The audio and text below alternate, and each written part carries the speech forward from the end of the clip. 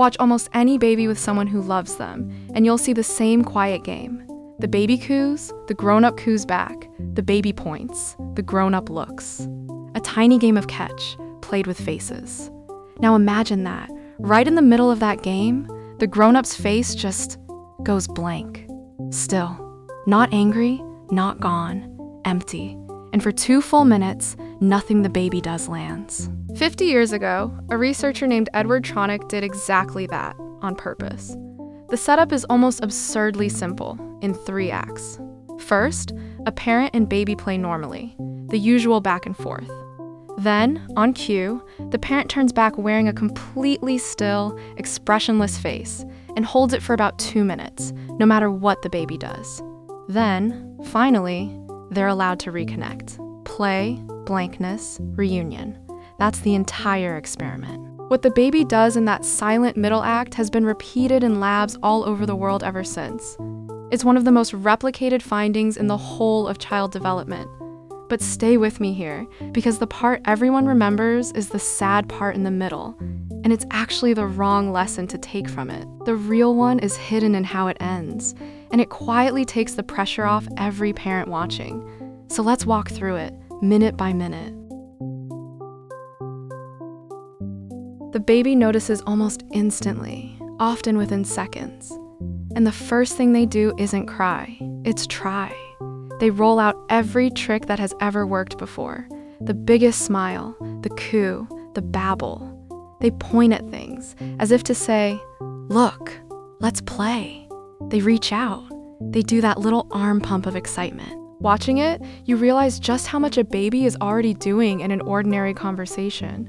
How actively they serve the ball, completely certain you'll hit it back. They're doing everything right, and the face in front of them just stays blank. When the tricks don't work, they don't give up all at once. They escalate. Bigger smiles, bigger reaches, a sharp, questioning cry. What's happening? And then comes the part that's genuinely hard to watch. When enough attempts fail, the baby begins to withdraw. They turn their face away. Their body sags a little. That bright, connected look fades into something wary and shut down. In just 2 minutes, a happy baby has traveled from delight to effort to distress to switching off, and not because anything was taken from them. No toy, no food, only the one thing they were counting on, a face that answers back. And this is exactly where most people stop the clip and draw the gloomy conclusion. Hold that thought, because the experiment isn't over, and the ending changes everything. First, though, why has this tiny 2-minute clip been repeated for 50 years? Because it shows, in the clearest way imaginable, that connection isn't a nicety for a baby. It's a need, as real as hunger. Long before they can speak, babies come wired to expect a response and to work astonishingly hard to get one. That back and forth, you answer, I answer, you answer, is the exact thing a developing brain is built to run on. Researchers call it serve and return, and it's the quiet engine underneath language, underneath emotion, underneath trust itself. Every single time you answer a coo, you're not just being sweet, you're doing the invisible work that wires a brain. It's the most important conversation your child will ever have, and it happens before a single word. The still face doesn't create that need. It just makes it visible by switching off the return for a moment and letting us watch, in real time, how much a baby misses it. Which leads straight to the question every parent asks next, usually a little nervously, what happens when I go blank? Because you will. And the answer, honestly, is the best part of this whole story. Here's the twist the sad clips leave out. Tronick's real point was never the blank middle. It was the third act. Because the instant the parent's face comes back to life, something wonderful happens. The baby recovers. Fast. A few seconds of warmth, a smile, a hey, I'm here, and the connection snaps right back on. And that is the actual lesson, the one that should lift a weight off every exhausted parent. In real life, we go still all the time, distracted, tired, looking away, thinking about the laundry. When researchers watch ordinary, loving families, Parent and baby are out of sync a huge amount of the time.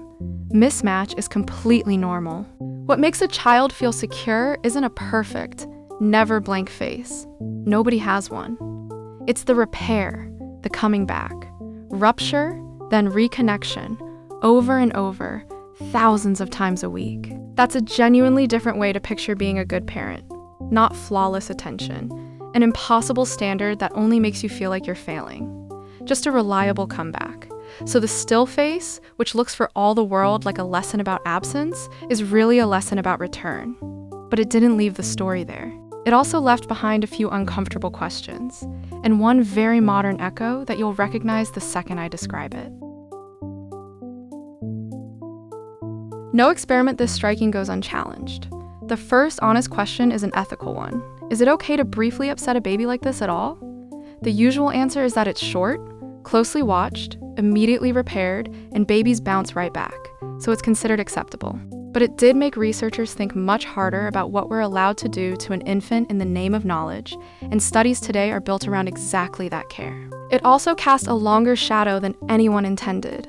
A parent in the grip of real depression can wear something like that flat face for far longer than 2 minutes, which is precisely why supporting struggling parents matters so much, and why none of this is ever about blame. And then there's the echo we all recognize instantly. The blank face of someone lost in a phone. To a baby who's reading you for a response, that can land like a tiny still face. Not a reason for guilt, just a quiet reminder that our attention is something they're always watching. So take the one thing a 50-year-old experiment actually proves, and let the rest go. Your baby does not need you endlessly cheerful, perfectly tuned in, never distracted. That parent doesn't exist, and the science plainly says you don't have to be them. You'll go still sometimes. What your child is really learning in every one of those small ruptures is whether you come back. And you can, 1,000 times a day. Look up. Soften your face. Say, I'm here. It looks like a small thing. To a baby, it's the whole thing. The still face isn't a story about going blank. It's a story about the comeback.